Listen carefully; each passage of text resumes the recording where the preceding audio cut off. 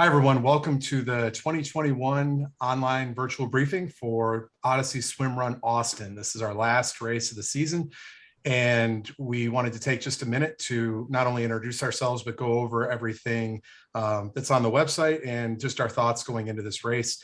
So if you're watching this mandatory briefing, this takes the place of anything in person. We'll get to that a little bit later, but my name's Aaron Pallian. I'm one of the race directors. I live in Michigan, and if you did Mackinac or Ludington, you probably met me up there, as well as Lars. Lars is on the call too today. Lars is a founder of Odyssey Swim Run, been with it since the beginning, and him and his partner Jeff brought this to the US. So I want to turn it over to Lars for a second so he can say hi and talk a little bit about Austin and why we're in Austin. Hey guys, thanks Aaron, appreciate it. Guys, welcome to the second edition of the Austin Swim Run. We're super excited. Last year, this was the only race that we got to do because of the pandemic situation. So to be able to have the race essentially double the field size this year, we're super excited about that. One thing we noticed when we're looking at the registrations is we have a lot of first-time swim runners who are joining us, which is always really exciting to us. That means that our fast-growing sport is growing even more. So we love having new people join the swim run family. One thing that you guys will quickly learn is that it's a very welcoming group, meaning if you are a first-timer, you probably have multi-sport experience. You've done triathlons or you've done ultra trail running or just 5Ks, 10Ks with some swimming background. But just ask other racers around. It's a super welcoming sport. So people are always willing to share, some of the experiences that they've had. It's so I said we're about 300 racers this year. We've got 55% are male, 45% are female, which is awesome. We always tend to be pretty darn close to 50-50 gender split. Texas is where most of you are coming from, 144 from Texas, but we got a lot coming in from New York, California, Illinois, Colorado, Florida, and others as well. And within Texas, Houston is leading the charge there. About 50 from Houston area and about 20 from Austin. So Austin, you got some catching up to do. And San Antonio has 15, and Dallas is nowhere to be found. We got. I was just gonna say, where's Dallas? Dallas is not pulling its weight. We have 3 times as many from Chicago, Seattle, and New York as Dallas. So, anyways, guys, thanks for joining us. We're super excited. We're just going to go through basically course description. We can talk about some areas from last year that may have caused some questions or potential issues, and we'll just talk about the course in general. And we'll talk briefly about some of the equipment that we use, and Aaron is going to go over the timeline as well. Just the main thing that we want to get across is that swim run is at the genesis of the sport is about camaraderie. It's about camaraderie in with your teammate. And it's also about camaraderie with the other racers who are out there. And so, just look out for one another out there on the course, whether that's during the swim or out on the trails. These are challenging courses. You're going to be going through some rocky terrain. So, a slip in a fall could mean bloodied knees or elbows very quickly. We've got a cliff jump, which is really exciting. A cliff jump and a dock jump, but the cliff jump, while we say it's optional, Aaron always says it should be mandatory. But if you don't want to do the cliff jump on race day, you could certainly try it the day before the race as well. It's just a fun course. The flow of this course works really well. It's one of the faster courses that we have out there. But yeah, let's just dive right into the timeline of events. And Aaron, sorry, I saw the smirk on your face when we were talking about the cliff jump being mandatory. You're usually just the guy behind the camera taking photos. I actually haven't seen you jump yourself yet.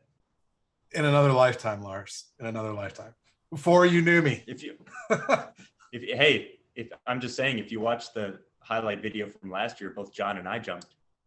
I'll do it at some point. It's my back. I just turned 40 this year. It's my back. It's killing me. All right. So ignoring that and moving on, I'm going to share my screen here with everybody. All right. Let's, so this is under races. Obviously, if you're watching this, you know our website, or hopefully you do. If you don't, then you got some work to do. So go down to Austin, and this is the Austin page. So we'll scroll past all this stuff. Course description, Lars is going to go over that stuff when we talk about the course. Right now, I just want to talk about packet pickup and the procedure for that, and then also just briefly on the schedule, and then I'll hand it back to Lars for going over the course and water stops and that kind of stuff. So packet pickup, and I believe most of this, when I updated, everything is on here. But so for all of our events, when you register, we use Run Sign Up. You can go back in most of the time and edit your registration on Run Sign Up. That's why we love it. One of the reasons. If you go in and you sign into your account, the races you've signed up for should be in there, along with a manage registration button that or link or whatever that's underneath each of those races. So when you click that, the top menu will change just a little bit, and you can manage the registration from a standpoint of your personal information, but also on the very top where the menu items are, you can transfer your event. When you use the word event, that is the specific distance within, whether that's solo or team, whether it's short course, long course, that all is considered within the event itself. If you see something that says transfer races or change races, that is a completely different event. And since this is the last one, that really wasn't possible for this by this time. There's nothing else to go into this year. Then there's an add-on link up there as well, where you can click that and go into the add-on sections of your registration. And that's where we have things like packet mailing and wetsuits. So I brought to those two things now. A number of the emails we get, I would say a majority of them are based on changing registration information, on adding a wetsuit, or add the packet mailing. As you can see in the screen that I've shared right here, this past Friday was the last day that you can get your packet mailed to you, because we need time to sort that out and get it in the mail and get it to you on time. So those of you that did have your packet mailed to you, you should have gotten it, or you will get it in the next couple of days. We do track those. So if you don't get it and you paid for that separately, let us know by Monday and we'll check it out. If you didn't get your packet, we can reassign something to you, but you will have to come to packet pickup since we can't mail those now. When you get it in the mail, it'll be an envelope that'll have your cup, your silicone cup that we use. We'll talk about that later. A swim cap, red or blue, depending on the distance, and then your bib, which we'll go over in a second too, but those are red or blue. So you'll have that in that packet. You will not have, if you're solo, everyone gets a free rental of a rest tube, which is it's kind of like a little fanny pack. You don't even know it's there when you're racing. Looks like this. Lars has one too. Looks like this. Pull on this cord here and it auto inflates in an emergency, and this also doubles as a whistle. So if you're solo, you get these, but if you had your packet mailed, it's not in the packet. That's because we're not mailing these out. If you had your packet mailed, you're going to get your timing chip and this rest tube. Everyone gets a timing chip, team, solo, doesn't matter, but only solo gets these. Either way, those two things you can pick up, those that had their packet mailed race morning by the start finish line from our timer. Everybody else that didn't have their packet mailed is going to get this stuff at packet pickup. If you're one of the ones that got a wetsuit and you got your packet mailed, you're not going to get that wetsuit until race morning either. Okay. So that's enough about people that got their packet mailed. The rest of the people out there, that's a majority, you're going to go to packet pickup and get all of those things that I just mentioned. So let's scroll down.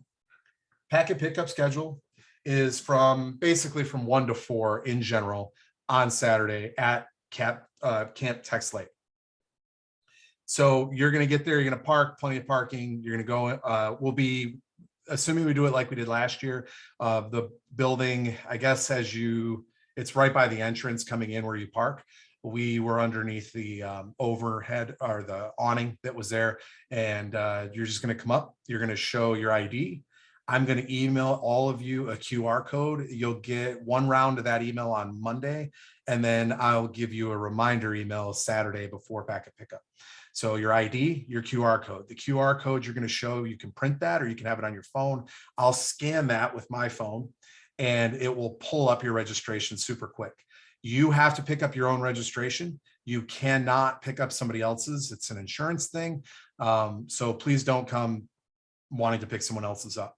Also, if you're on a team and you're listening to this, there are a few teams that I will email also in the next day or two that have not completed their registration. That means that the person that signed up the team and established it basically signed up and paid and did all that, but the person that they're racing with never signed up.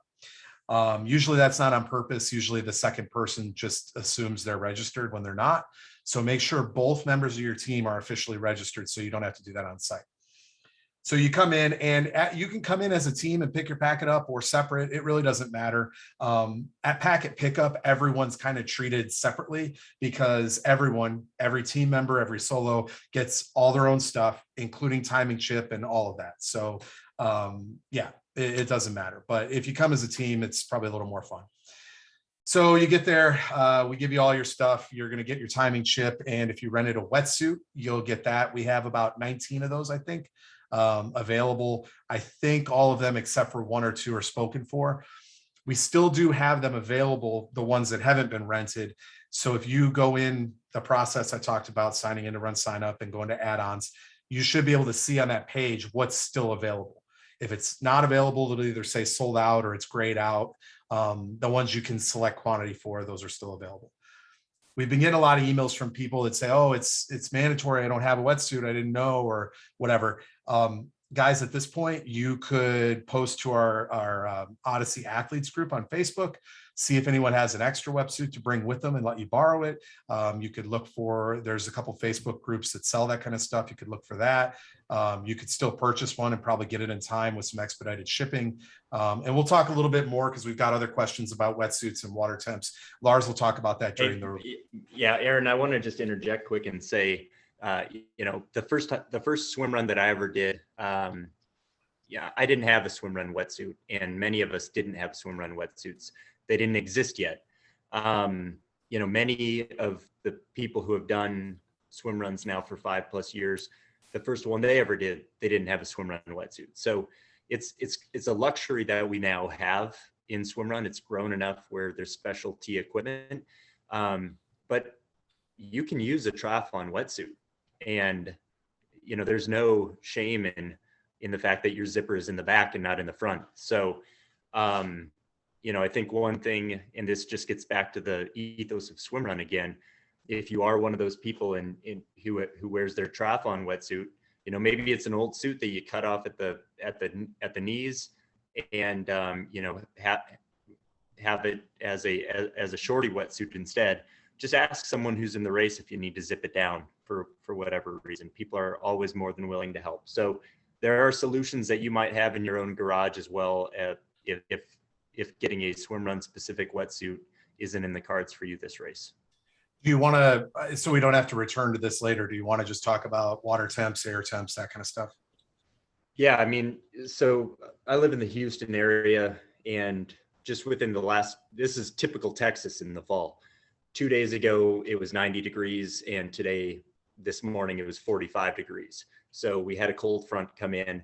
The temperatures can just drop, you know, at the snap of a finger overnight, and they can rise, you know, 30, 40 degrees, just like that. So, you know, what we think is looking likely this next week is that we're going to have cooler mornings, and it's going to creep up in temperature throughout the day. You know, during the time that we're racing, it's looking like it's going to be nice and cool. Water temperatures currently, and there's some links out there. You go to the website, thelowtidebuoys.com, and go to their course preview. They have a really great description of the nuts and bolts of our race course, including a link to the water temperature. So go to the lowtidebuoys.com and check out the Odyssey course preview that they did. But it's looking like it's in the 70s right now, the water temperature. But again, if we get some rain mixed in with these cooler days, that water temperature could come down, even considerably this next week. But yeah, Aaron, yeah, why don't we tell them what we have kind of discussed if the temps do stay up? Yeah, so we get a lot of emails, or I do. I'm the one answering the customer service emails. And we've been getting some inquiries, like we always do around this time of year, about it seems hot and it's Austin, and I overheated last year. I think I'm gonna overheat this year. So we're thinking about what we can do, and Lars came up with a combination of what did you say, Lars? 150 between air and water temp. Yeah, and folks, here's the thing: SwimRun it's not triathlon, so it is a balance between swimming and running multiple times. In a triathlon, you swim once, you're done. You don't have to worry about going back into the water again after you've compromised your legs through cycling or running. In SwimRun, it's one event and it flows together. So based on what we have in the course, you could be running heavy legs later in the course. We do have a big swim at the end. A big swim at the end is different than a big swim at the beginning. So we have a wetsuit there for two reasons. A, flotation properties. That's a built-in safety mechanism for us and for you to know that you are not going to drown out there. And second of all, warmth. And you may not realize this right now because you might be warm on, when you get going first thing in the day, but your body is going to start breaking down as the race goes on.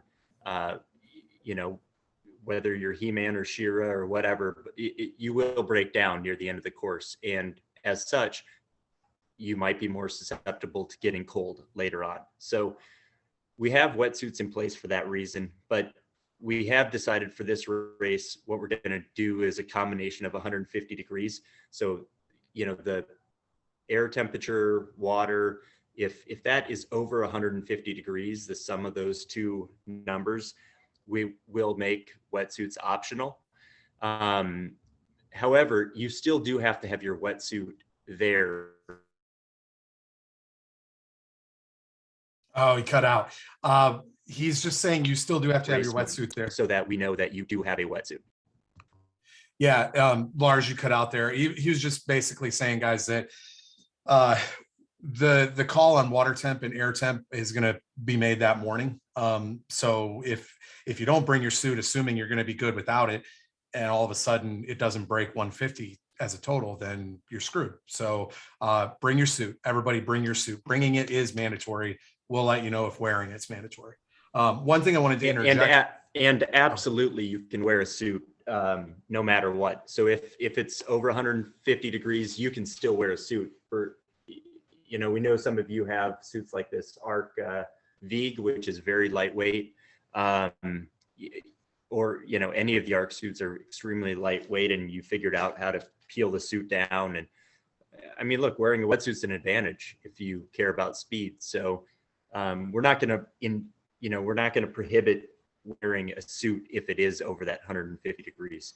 In that case, we'd just ask you to be mindful of, during the run legs, taking the suit down, making sure that you are cooling off as need be. But we're getting ahead of ourselves because we don't know what next week will be.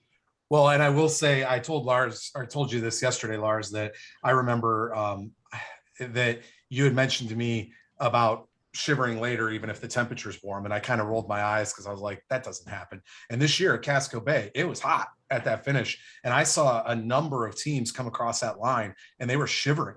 And I was shocked. And it's just, you're exposed to water for that long. It doesn't matter how hot the air is. You just start to get cold, Yeah, absolutely. And, that's one nice thing about this, this Austin finish line as well at the Camp Tex Lake.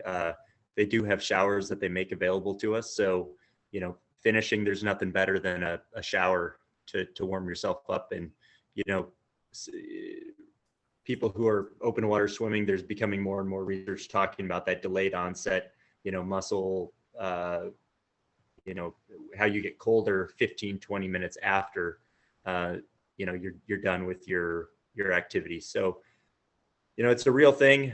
We just want to keep you safe out there. Some of the other flotation stuff that we're going to have at, you have a pull buoy that you can wear around your waist or around your quad. Like we talked about, the wetsuit is there. Provides you some flotation.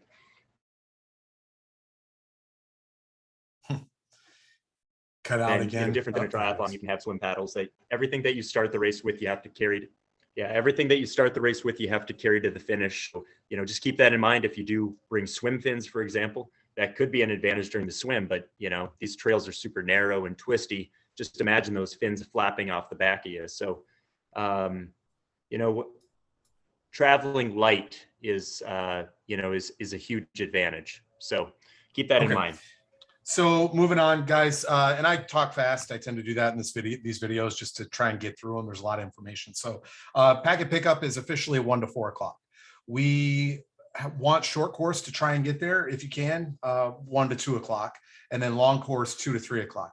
If you're short course and you have to come during long or vice versa, that's okay. We just don't want the majority doing that. Please try to come during your allowed hour. During Casco Bay, we had some people doubt whether or not we could get through a line that long and 300-400 people in an hour, and we flew through it each hour. So that's what's great about Run Sign Up. The check-in's really quick. So we used to have the on-site briefings. It just prolonged the day. A lot of that stuff's on the website, and this is a lot easier, quite frankly, to do virtual. If you get there and you have some questions, you're certainly welcome to ask me anytime, as long as it's not really backing up the line. The official time to just kind of ask some impromptu questions is between 3 and 3:30 when it starts to die down. Otherwise, ask when you're in line. That's fine.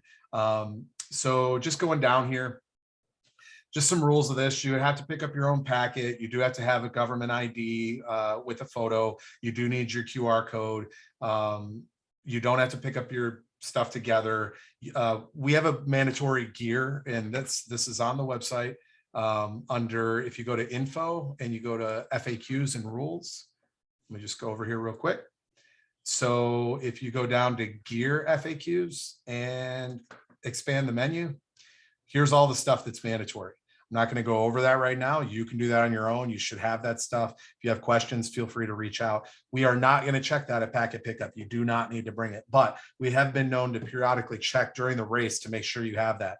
If we do and you don't have it, or an emergency happens and we realize you don't have it, obviously the emergency is more important, but you will also be disqualified at that point. So we're trusting that everyone's adults, everyone follows the rules. Please don't disappoint us there. Let me scroll back down to where I was. Okay, so what you're going to get at packet pickup again is your swim cap, your number bib, a collapsible cup. We always get questions on if you can use a flask or anything else other than this. Absolutely, use whatever you want, but make sure you have something on you that can hold liquid even briefly, like this cup, because we don't have cups at our aid stations. It's pointless. So yeah, you get this from us. The timing chip and strap, those come back to us at the end. So it's the same if you've done a triathlon or something where you get a neoprene strap and like a hard plastic chip that goes around your ankle. We don't care if it's left or right. Everyone gets one. Everyone has their own number, even if you're on a team. That may or may not change in the future, but that's how we're going to finish out this year. So everyone returns that, and any solo athlete that gets one of these rest tubes, we return this at the finish, and then anyone that rents a wetsuit, you return that. So the chip and the tube will likely be taken off of you, but if you go more than 20 feet and no one takes it, please look for a bin that's somewhere by the finish. It may or may not be manned. Put it in there, take it off yourself if you have to. As far as the wetsuit, that goes directly to the timing tent, and you're going to actually check that back in because it's a higher value item that we do need to make sure you individually sign in and out when you do that. Yeah, that's really all I have. Again, if you had your packet mailed, you get your tube and your timing chip and potentially your wetsuit the next morning at the race. We do not have, outside of that, we do not have packet pickup race morning. Okay, so if you look on here, I should have deleted this by now, guys. Sorry. The kids swim run and the 5K run We actually aren't having them this year. We may not have them indefinitely. We didn't have a lot of signups for that, and our partner in crime, John, isn't going to be here. So it's just more work that we're doing. So given how few were actually signed up, we chose to make our life easier that day. Those of you that did sign up for that, you got an email and a refund from us. If you didn't get any of that, then let us know. Okay, getting into the whole schedule of things real quick here. Athlete bag check. Don't put anything expensive in your bags because we don't really watch them. We don't check them in and out. We just designate a spot, and we'll tell you where that is on race morning. We have the start and finish line, post-race, packet pickup. It's all in that same area.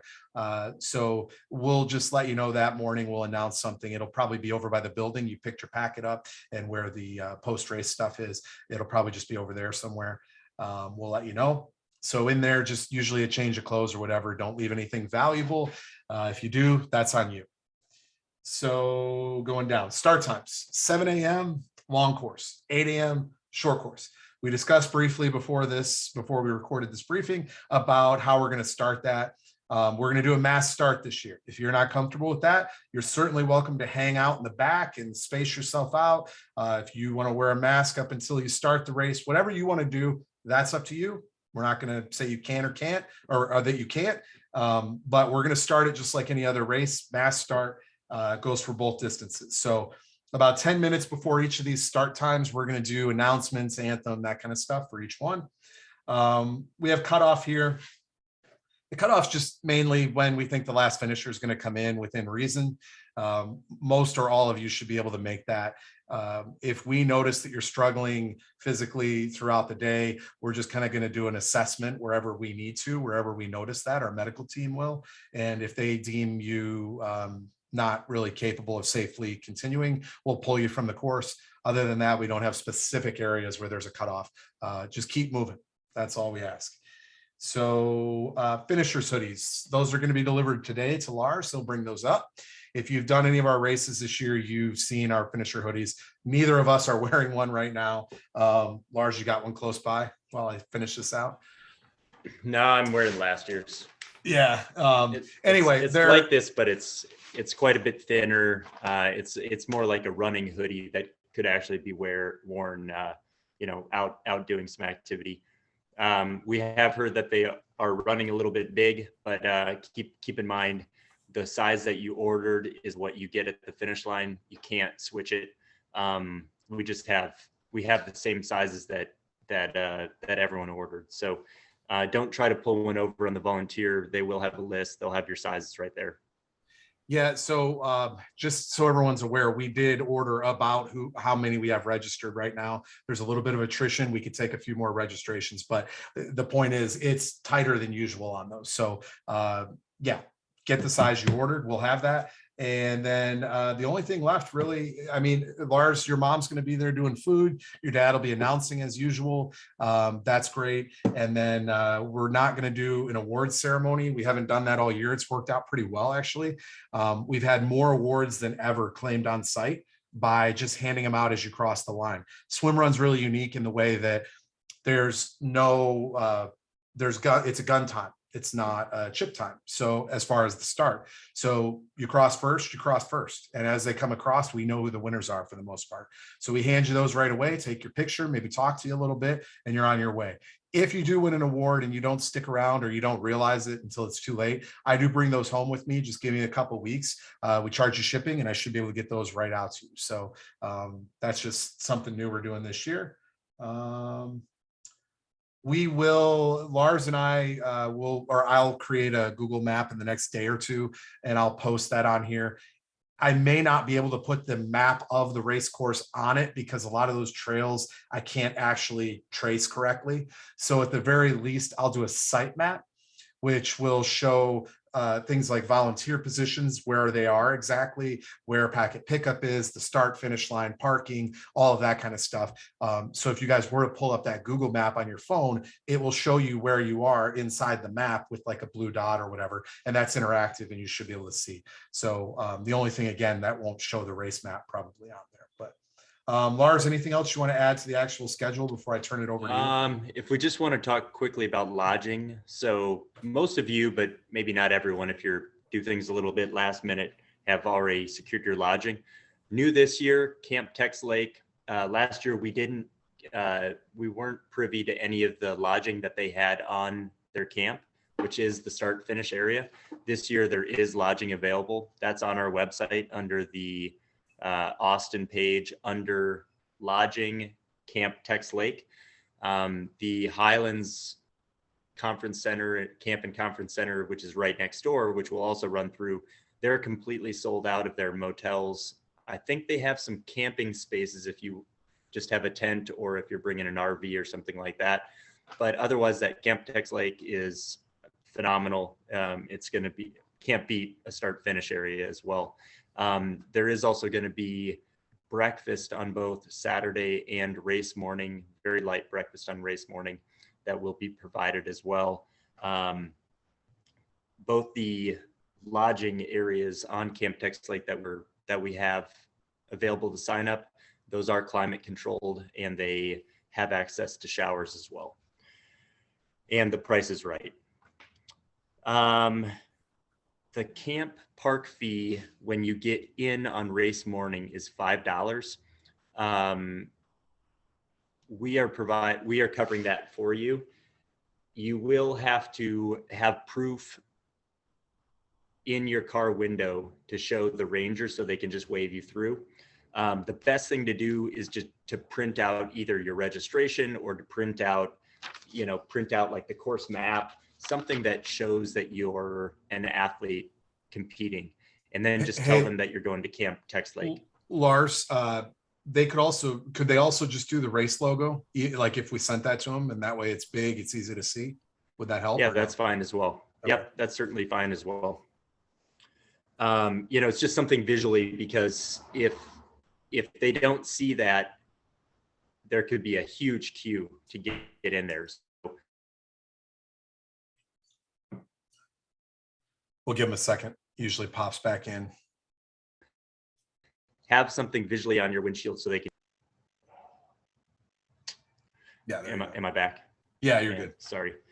Okay, so that's a pretty short drive. I think it's a couple of miles from the entrance to the park to get back to Camp Tex Lake. But do provide yourself some time. We will have volunteers on hand to help you with the parking, where to go. Aaron, should we talk about the course? Yeah, I got it up. Okay. Go ahead. Awesome. So, with Aaron creating that Google map, one thing, and many of us are accustomed to wanting to know every turn, every time we're going to turn. It's just not possible to do that in a map that's meant to be more a visual representation of the course. So please keep in mind these trails inside of Pacebend Park, your hips are going to be doing the salsa out there. They are so twisty and turny that to have an artist come up with a map that represents it, is a fool's errand. And a fool's errand, because Aaron did a great job of actually giving it a representation. But we did the best we could with the distances that are marked. Folks, this is not triathlon. There's no set distance for swim run races. So whether it's, we don't have to make the first run 2.11 miles. It could, it just happens to be that way because of where the start is and where the swim entrance is. So we've provided you roundabout estimates for what these distances are so that you can be properly trained to come into race day prepared. If your Garmin watch doesn't match up, it's going to be plus or minus a little bit. Oftentimes we have to do that because when we get to the race course and we set up the race course, maybe the water levels are lower this year than they have been in previous years when we did this map. Maybe they're higher. So where we put the exact course is gonna change, when we actually go out and lay the course out. So go in with a little bit of a flexible mindset. The course is very well marked. It will be very well marked. we mark the course with flagging tape, which just provides a guide for you throughout the course. We usually put these every couple hundred yards on the run, and so we use yellow primarily this year. There are some sections of the course where we want the short course to go, where we don't want the long course to go, and we'll use orange in the sections where it's only for the short course. For sections where it's both short and long course, we're going to use yellow.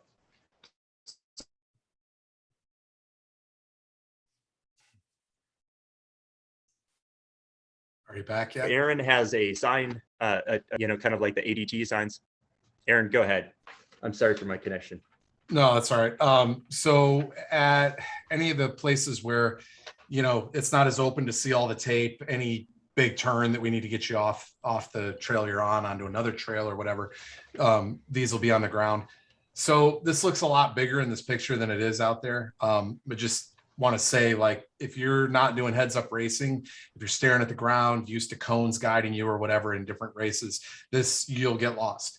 You have to look. This is well marked, but the flags in trees, or, you know, you never know which way the wind's going to blow that flag. It might get wrapped around something. Keep your head up and look. And if we put you on a trail and we do not actively turn you off of it, stay on that trail. There's no reason for you to randomly turn anywhere unless you see a flag of ours down another trail. You see one of these guiding you off. These will be low to the ground, and they're nowhere near this big when you're 50 feet off, 60 feet off. So if you're not looking for them, whenever there's a way to turn off, you'll miss them. You got to look. So. Yeah. And I would also add that, you know, a lot of the pace bend course, it is kind of that stage grass, which is the flags could very easily blend in. And so you do have to, Aaron mentioned heads up racing. That means that if you're in a team, one person's always kind of having your head up looking for course signage. If you're by yourself, you know, work with someone else who's another solo racer, or if you've, you know, attached yourself next to a team, work together. Hey guys, have you seen an arrow lately? You know, oh, you know, you go up ahead, I'll stay here. You know, just make sure that you're communicating with your teammate out there, with other teams out there. But yeah, those directional signs, those are important. That means that we're taking you off the trail that you're on, and we're sending you down a new trail or onto a new section of road. Let me elaborate for 1 second on something you said.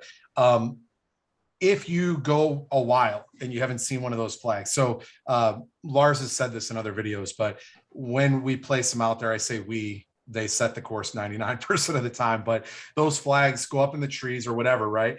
So they're not going to be every 20 feet or anything like that. But if you go a while, we throw one up there just to give you that peace of mind, even if we don't need to, even if the trail hasn't changed, there's no way off of it, there'll be one up there. So if you go a long while and you don't see one and you wonder if you're going the right way, you're perfectly welcome to backtrack just to make sure you didn't miss anything. If you have any doubt and you don't want to go further, I would do that before I would keep going, and then you're way off.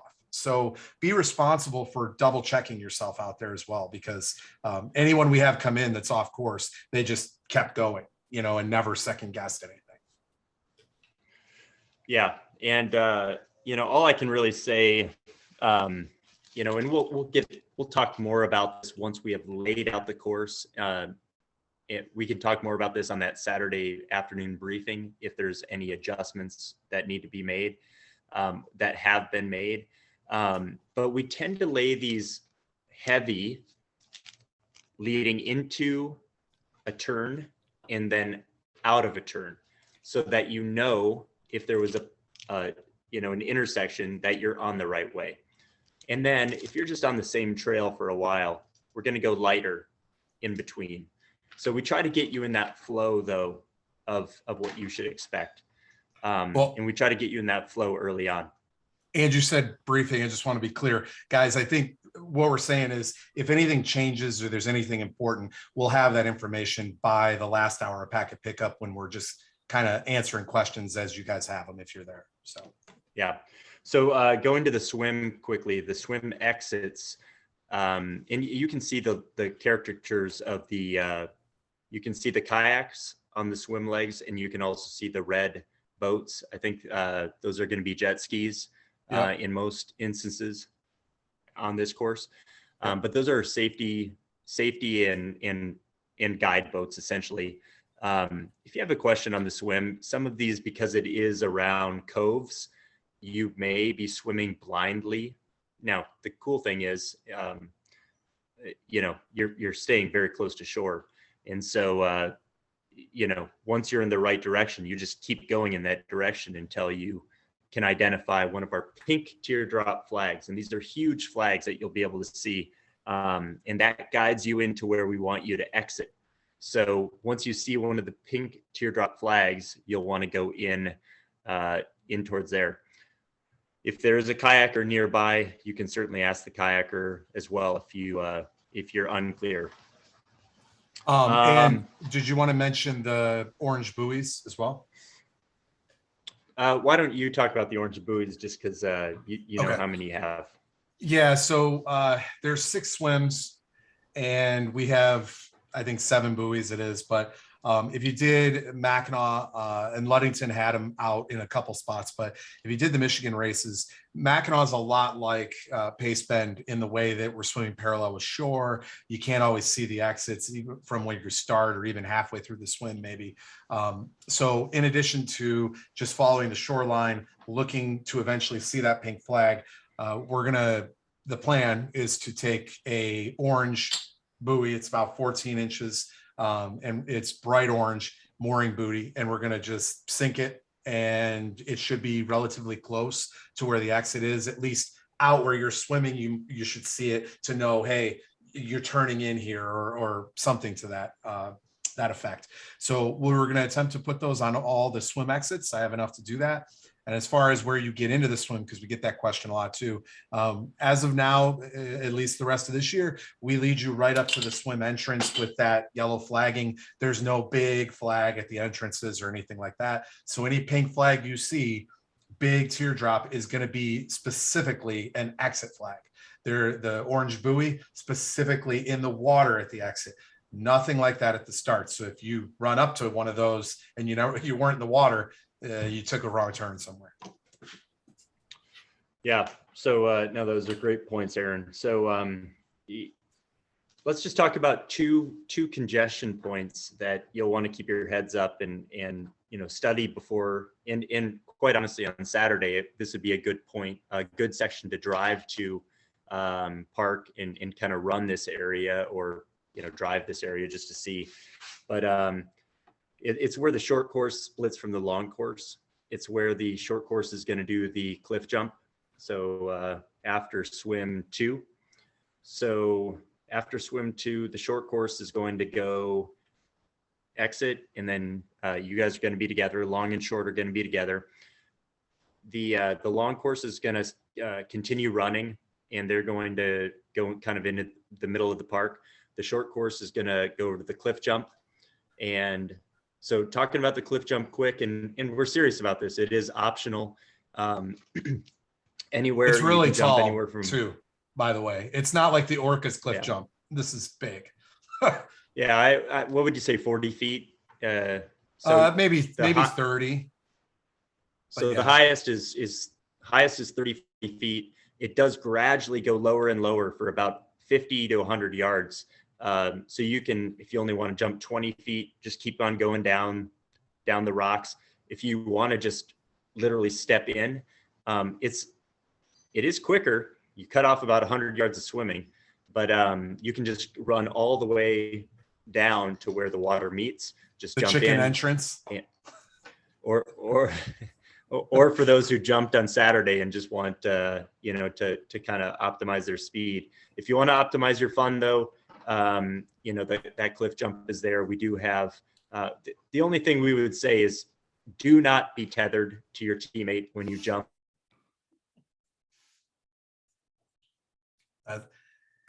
Yeah, I don't think we've had anyone that's been tethered, so that would be a first. Lars. Okay, guys, so until he comes back here, I think into the water. There he is. What I was saying was extremely important. I'm sorry it cut out.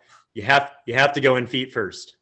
There's no head first in any swim entrance in SwimRun.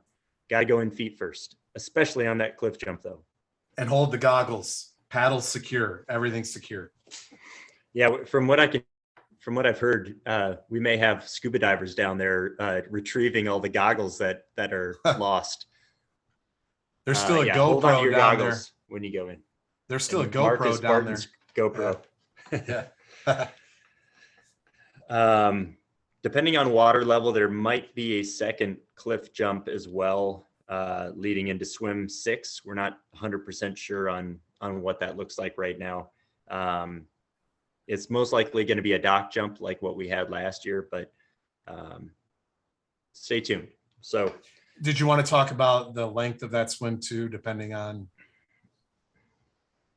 Yeah. So the swim 6. This is once short course and long course have both exited the Paceman Park area back into Camp Tex Lake.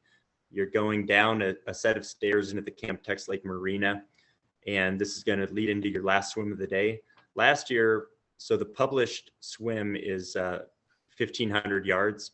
Last year, I would say we swam about, let's say 800 yards, primarily because there was a better swim exit due to the water levels that we chose to use. We still have that swim published as 1,500 yards, but we're going to check to see what the water levels are like this year when we go back next week. So we're keeping it as 1,500 yards. We may abridge that down to that 800 yards again, which would then in turn shorten that last run as well. But as of now, we're keeping the published distances. Okay. Lars, do you want to talk about the water stops, aid stations? Yeah, so for the aid stations, we use precision hydration, which is an electrolyte replacement, basically sodium, magnesium, potassium. It's not meant to be a calorie replacement. It's simply meant to replace the electrolytes that you're losing. Keep in mind that because you're running in a wetsuit, you're losing a lot more through sweat than you would otherwise. And so make sure that you are, replacing your electrolytes. Cramping does tend to be something that we see in SwimRun more than, running or other sports. And so, just make sure that you're topped off and you're not skipping those aid stations. We also have precision hydration gels that are also going to be at the aid stations. Take what you need and remember that there are other people on the course. You also don't have tremendous storage capabilities in your wetsuit. The pockets are fairly small. So really just take what you need. Some people who are experienced in this kind of racing, they'll start the race with gels or, whatever it is that they want, and then just top off as they reach the aid station. So if you have any questions, again, I think that Low Tide podcast of the Austin preview did a really good job going through all of that. So I would just highly recommend that you go check that out. And as usual, you can dump trash at the aid stations, but once you leave, everything goes with you. Yeah, and we're serious about that. That's one of those no questions, instant DQs. We probably would not invite you to do one of our future Odyssey races if we see littering out there. One of the golden rules, along with looking out for your teammates in SwimRun, is you're moving through nature, and we want to leave her in better shape than we did at the beginning of the day. So, tread lightly out there. What you start with, you finish with. If you need to discard trash, do it at our aid stations in the trash bags, please. Okay. Anything else? And like Lars said, we're not going to go over the whole map right now. There's no point when the Low Tide boys have that covered in that course preview from last year. So.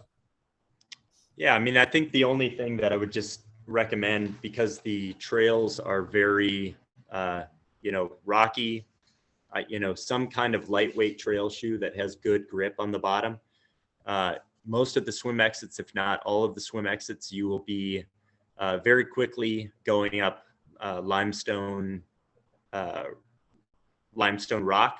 I mean, it's not such where you're going to be like rock climbing up them, but it's the kind of thing where, you know, you are going to want good traction on your shoes.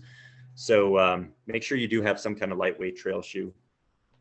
But yeah, otherwise I would recommend, you know, again, can't say this enough, go to the Low Tide Boys podcast of our course preview and listen.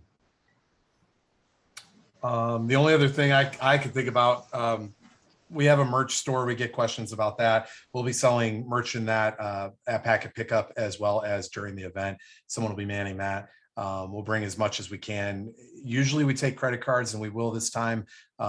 We should be able to, even if the reception's out. But if you have any doubt on that and you want stuff, just have some cash on you or whatever. So that's all I have. Lars, anything else you can think of? Yeah, I mean, it's the last race of the year. We're super excited. You know, we want to finish on a high note, and, you know, to have, you know, double field size this year. Hey, we're pretty stoked about that. Yeah, it was a pretty crazy schedule. This seems to be one of the ones that was spread out the most. Casco and this one, and all of those three in the middle, man, back to back to back. It was crazy. Means is we have 5 races that are part of our Odyssey series, and so started out with Casco Bay in Maine, then it went to Mackinac Island in Michigan, then it went to Orcas Island out in Washington State the next week, Ludington State Park in Ludington, Michigan, and little breathing. Now here we go next week in Austin, and yeah, we have a lot of people who have raced some of our other races this year. We're excited about that. So yeah, all of them within 3 months too. So yeah, absolutely. It's a good blend of experienced and newbies to swim run. So and something else, it's a very welcoming crowd. Some of you are in the series standing points in it for still getting that gold, silver, or bronze bib.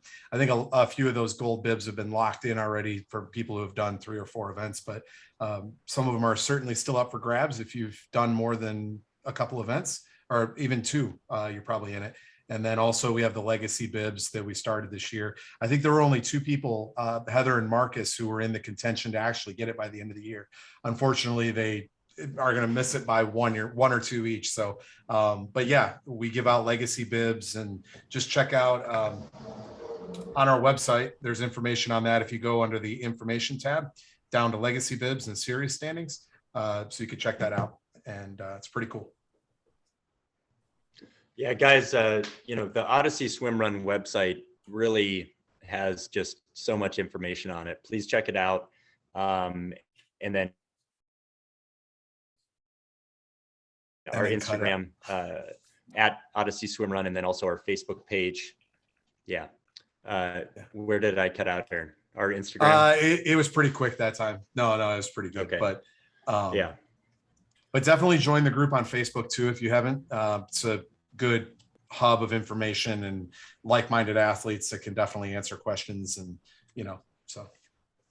But we're excited, okay, guys. Yeah, absolutely. We'll see you next week. See you in a little over a week, and let us know if you need anything. Take care.